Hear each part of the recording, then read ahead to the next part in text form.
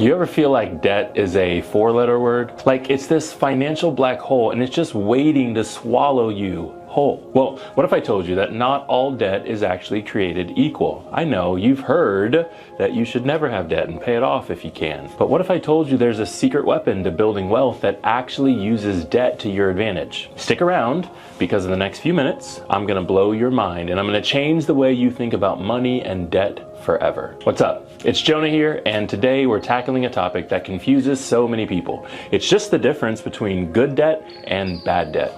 It's a game changer when you understand it, and it's the foundation for true financial freedom. So let's jump right in with the villain of our story, bad debt. See, this is the kind of debt that depreciates in value. It offers no return, and it often comes with high interest rates, trapping you in this cycle of payments that just never seems to end.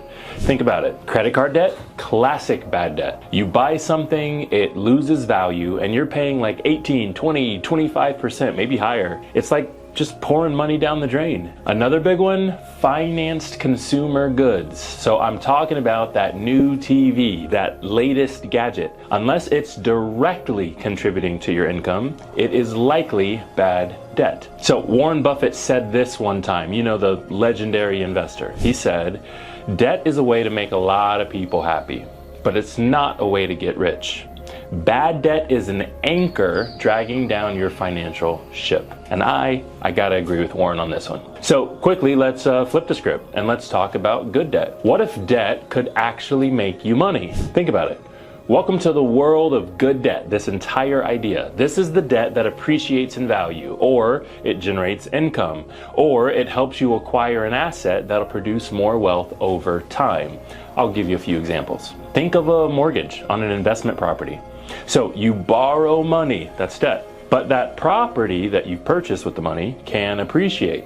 It can generate rental income. It can build equity. So technically, good debt. Student loans for education. Now this one's tricky, but if the student loan for the education significantly increased your earning potential and you capitalized on the earning potential, while the student loans can be a burden, if you used it strategically, as I just explained, then you can consider student loans good debt because they invest in you. But I'll give you an easier one.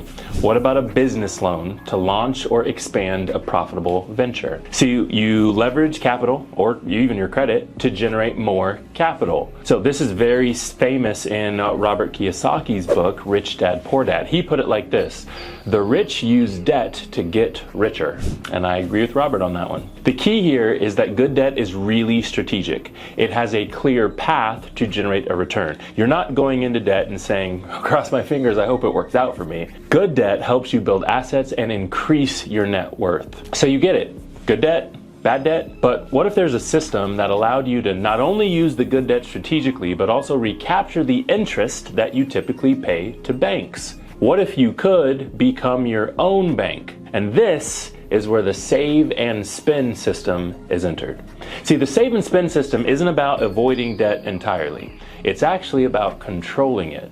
It involves using a specifically designed whole life insurance policy as your private bank. And instead of borrowing from traditional banks for things like a car, home improvements, or those business building opportunities, you actually just borrow from your own policy's cash value. But here's the magic. Your policy continues to earn dividends and grow, even when you take that loan. You also get to set your own repayment terms. And here's the kicker. You're paying the interest back to yourself. You become both the lender and the borrower, which means you can keep the money within your own financial ecosystem. The save and spend system was developed and conceptualized by Nelson Nash, this brilliant mind. He actually called it the infinite banking concept. And he famously said, the biggest reason people don't get wealthy is because they just don't understand how money works. See, the save and spend system helps you understand and master how money works, which is going to allow you to do whatever you like, especially recycle, recapture, earn interest that otherwise would just leave your pocket. So think about this.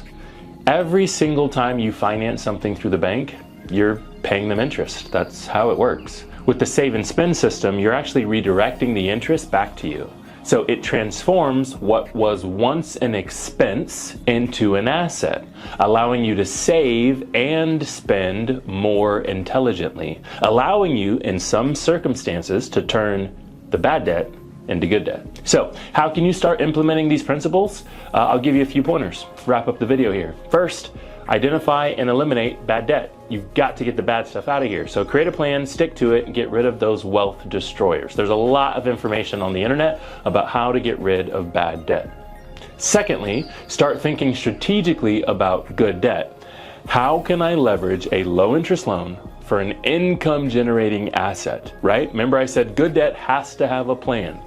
Are you investing in your education? Are you investing in a business that will pay you dividends? And if you're serious about taking control of your financial future and becoming your own bank, truly mastering this save and spend system, then you should explore the whole system. So we've got some in-depth videos on exactly that system, the save and spend system, and a bunch of resources, and I'm actually just gonna link them in the description of this video. So if you go there, you'll find a few links that'll help you understand this powerful concept and how it can work for you.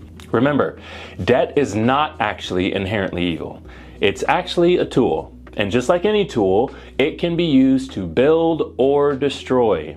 But by understanding the difference between the good debt and the bad debt, and by exploring powerful systems like I've mentioned, you're not only managing your money, you're actually orchestrating your financial future. So don't let fear of debt hold you back from building the life you want. Instead, learn to leverage it wisely. If you found this video valuable to you, just hit the like button. Subscribe to the channel, The Banking Bros, for more financial wisdom. You can check out our website, bankingbros.com, for more information. And until next time, be smart, be strategic, and be the master of your own money.